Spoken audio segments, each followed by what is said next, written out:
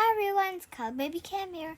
So today we're going to read The Smartest Giant in Town, creators of The Gruffalo. I've read a few books, like maybe 3 or 4, it's the same creators of The Gruffalo. But never mind of that stuff, let's start reading. You can look at these words and read slowly. And just look at this. Okay. The smartest giant in town. George was a giant, the toughest giant in town. He always wore the same pair of old brown sandals and the same pair of old patched gown. I wish I wasn't the toughest giant in town, he said sadly. You can read with me because you can see the words, obviously. You see, it's patched up. It's so dirty. And look at the other giants. They're also smart. One day, George noticed a new shop. It was full of smart clothes, so he brought a smart shirt, a smart pair of trousers, and a smart belt, a smart stripy tie, with some smart socks with diamonds up the sides, and a pair of smart shiny shoes. Now I'm the smartest giant in town, he said proudly. George left his old clothes behind the shop. He was about to go home when he heard a sound. On the pavement stood a giraffe who was sniffing sadly. What's the matter? Asked George. It's my neck, said the giraffe. It's very long and cold. I wish I had a long, warm scarf. Cheer up, said George, and he took away his stripy tie. It didn't match my socks anyway, he said, as he wound it round and round the giraffe's neck. It'd make a wonderful scarf. Thank you, said the giraffe.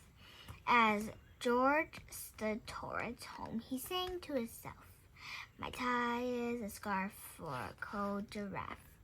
But it took me up and down. I'm the smartest giant in town. George came to a river. On a boat stood a goat, who was beating loudly. What's the matter? Asked George. It's my sail, said the goat. It blew away in a storm. I wish I had a strong new sail for my boat. Cheer up, said George, and he took away his new white shirt. It kept keeping unlocked anyway, he said, as he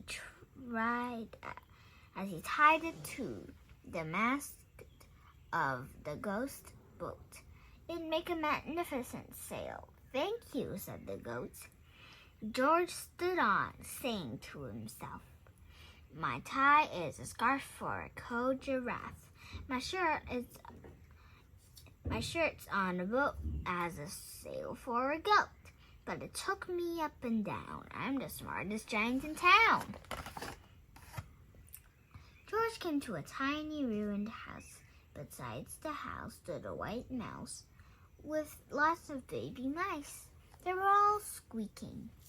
What's the matter? Asked George. It's our house, squeaked Mother Mouse. It burned down, and now we have nowhere to live. I wish we had a new house. Cheer up, said George. He took away one of his shiny shoes. It was giving me blisters anyway, he said.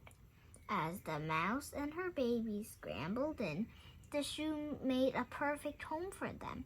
Thank you, they squeaked. George had to hop along the road now, but he didn't mind as he hopped and sang to himself, my tie is a scarf for a cold giraffe. My shirt's on a boat as a sail for a goat. My shoe is a horse.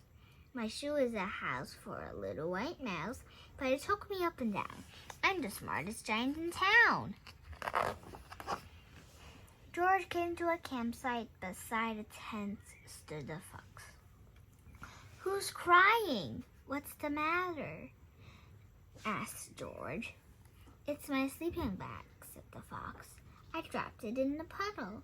I wish I had a warm, dry sleeping bag. Cheer up, said George, and he took off one of his socks with diamonds up the slide. It was taking my toes anyway, he said. As the fox snuggled into it, it made a very fine sleeping bag. Thank you, said the fox. George hopped on, singing to himself. My tie is a scarf for a cold giraffe. My shirt is on a boat. My shirt's on a boat as a sail for a goat. My shoes are a house for a little white mouse. One of my socks is a bed for my fox.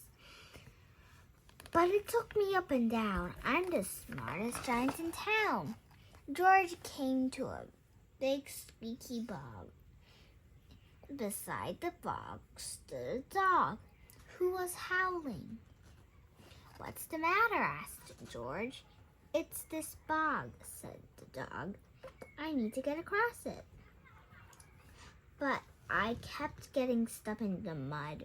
I wish there was a safe, dry path. Cheer up, said George. He took away one of his smart belts. It was squeaking my tummy anyway, he said. As he laid it down over the bog, it made an excellent path. Thank you, said the dog. The wind started to blow, but George didn't mind.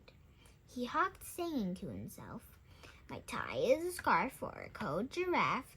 My shirt's on a boat as a sail for a goat. My shoe is a house for a little white mouse. One of my socks is a bed for a fox. My belt helped a dog who was crossing a bog. But my trousers are falling down. I'm the coldest giant in town. Suddenly, George felt sad and shivery, and not at all smart. He stood on one foot and thought, I have to go back to the shop to buy some more clothes, he decided, and turned round and hopped all the way back to the shop. But when he got there, it was closed. Oh no, cried George. He sank down into the doorstep, and a tear ran down his nose as he felt sad. All the animals he had met on his way home. Then, out of the corner of his eye, he saw a bag with something familiar poking out of the top. George took a closer look. My gown, he yelled. My dear old gown and sandals. George put them on and felt wonderfully comfortable. I'm the coolest giant in town, he cried, and he danced back home along the road. Outside his front door stood all the animals he had helped. They were carrying an enormous present. Come on, George, they said. Open it. George untied the ribbon. Inside was a beautiful gold paper crown and a card. Look inside the card, George, said the animals. George put the crown on his head and opened the card. Inside it said, your tie is a scarf for a cold giraffe. Your shirt is on a boat as a sail for a goat. Your shirt is a house for a little white mouse. One of your socks is a bed for your fox. Your belt helped a dog who was crossing a bog. So here's a very fine crown to go with the sandals and gown of the kindest giant in town. This is the end of the story. See you next time. Bye-bye.